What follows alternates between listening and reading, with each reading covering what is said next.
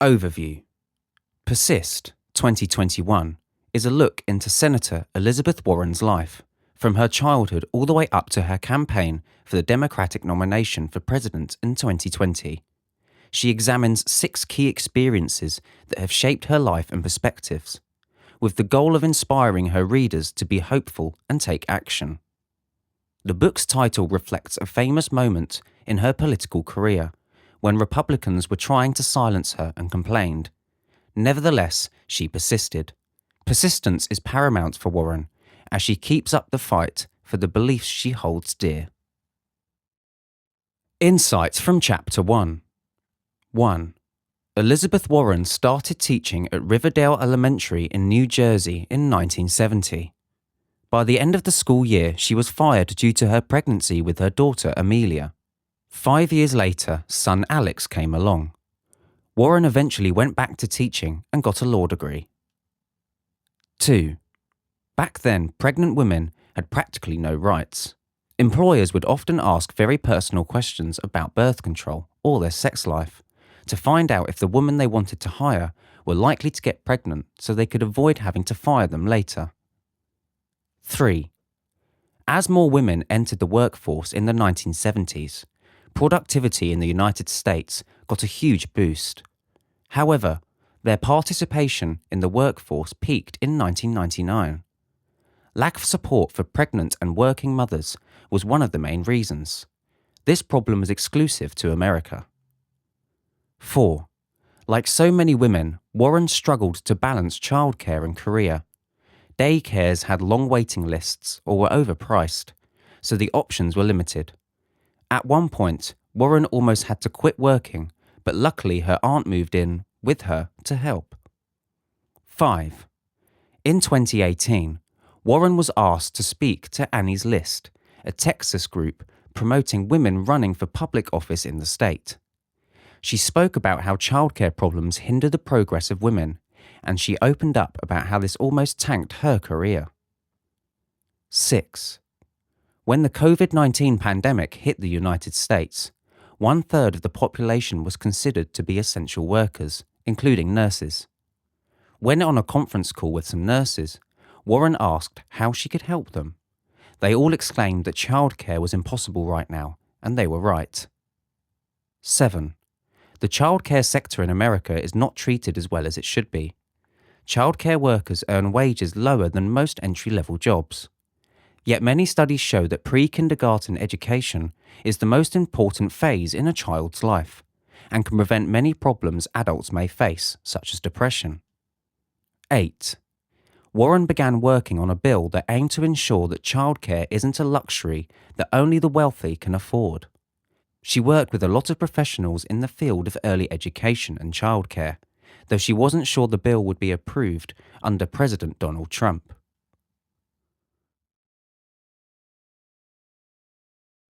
Insights from Chapter 2. 1. To Warren, being a teacher is all about giving your students the tools they need. As she was teaching a bankruptcy class, she would push students to make themselves stronger and more confident. And she loves hearing from former students about how they used the tools she taught them.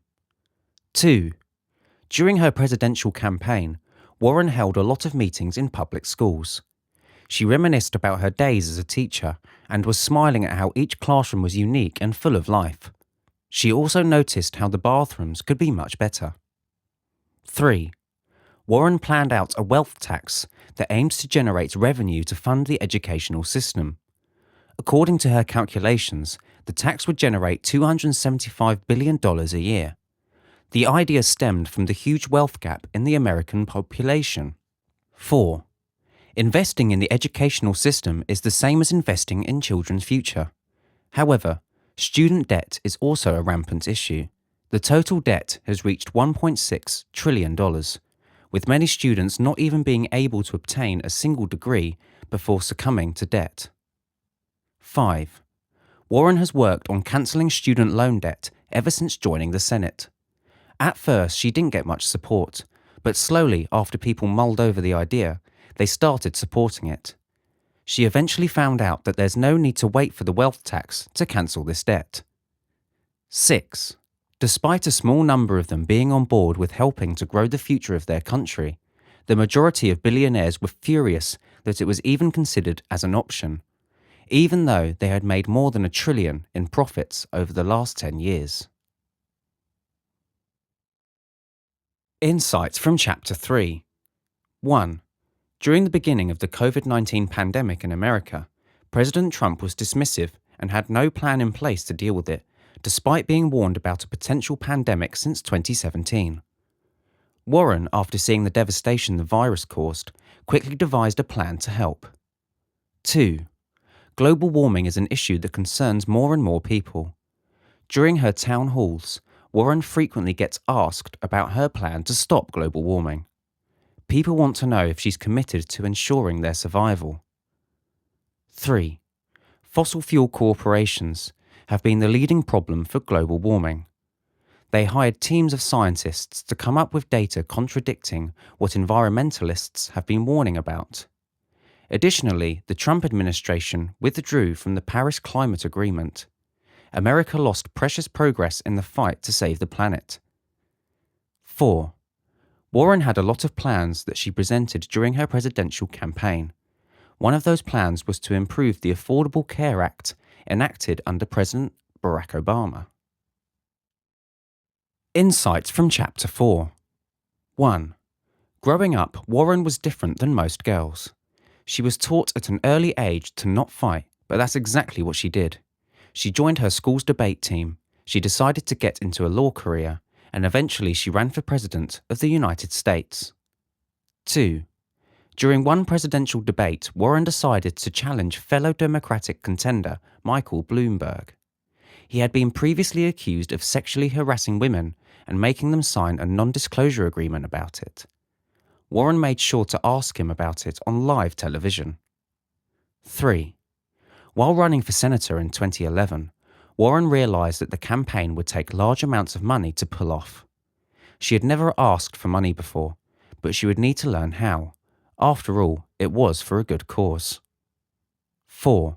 When running for president, Warren invited people to join her movement and contribute, rather than just asking for money. She did not want to ask big donors for money and waste time with receptions and meetings. 5. As a senator, Warren had proposed bills that aimed to help a majority of the less fortunate in America, but would require a tax increase for the wealthiest people. In our corrupted system, the wealthy would then pressure Congress to reject a tax increase for them. Insights from Chapter 5. 1. In 1980, Warren wanted to conduct an analysis of bankruptcy. She wanted to find out the real reason people file for bankruptcy. She devised a questionnaire that aimed to understand the situation of each family in bankruptcy cases, including what their race was. 2. Following Warren's data analysis, she discovered a lot of things she expected, and a lot of things she didn't expect, such as black homeowners being 3 times as likely to file for bankruptcy than white homeowners. 3. During the COVID-19 pandemic, Warren found that racial inequalities in bankruptcy cases carried over to the virus. African Americans were more than twice as likely to die from COVID. The rate for Asian Americans was nearly that high. Native Americans and Latinos also suffered from higher infection and death rates. 4. During her first speech as a senator, Warren brought up embedded racism in the American criminal justice system. She mentioned the Black Lives Matter movement and got severe backlash from a lot of people who claimed that she denounced the police. Insights from Chapter 6. 1. Growing up, Warren faced discrimination for being a woman. She was repeatedly told that she couldn't do things because of her gender. After reading an article in 2018 about how being a leader is something only a man can do, she decided to run for president. 2. While visiting her grown daughter Amelia, Warren brought up the data she gathered years earlier about bankruptcy cases. Amelia, a data nerd like her mother, discovered something that Warren hadn't noticed before. The primary factor for going bankrupt was giving birth to a child. 3. Childbirth was forcing mothers to leave their jobs because childcare was so expensive.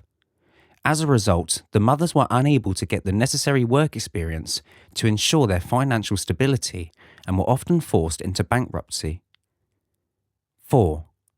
One of the many plans Warren had during her presidential campaign was one to ensure that mothers weren't unjustly treated when it came to Social Security retirement benefits. She also wanted to increase how much Social Security would yield.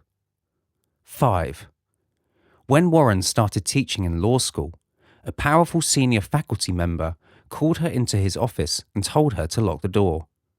She was terrified but didn't want to offend him. He literally chased her around the desk, but she made a run for it and got away. 6. Warren, like so many women, didn't speak up about the incident because she was afraid of losing her job. She shared it during the Me Too movement to help other women. 7. Warren withdrew from the presidential race in March 2020. Her plans for a better America were good, but she wasn't drawing enough support. Part of her thinks it was due to her gender, but at the end of the day, if she was serious about her ideas, she had to keep persisting. Author's style. Elizabeth Warren is a very down-to-earth person and someone who you can talk to, and that's how she has written her latest book. She divides it according to the different perspectives: a mother, a teacher, a learner, a planner, a fighter, and a woman, that have influenced her life. She includes a reference list and acknowledgements. Author's perspective. Elizabeth Warren, a Democrat, is the senior senator from Massachusetts. She was first elected in 2012 and is the first woman senator from the state. She wrote Persist in the hopes of inspiring readers, using her experiences to show what she had to fight against to get to where she is. She has a law degree from Rutgers University and has written 11 previous books. We hope you enjoyed the insights on Elizabeth Warren's Persist. Purchase the book to learn more.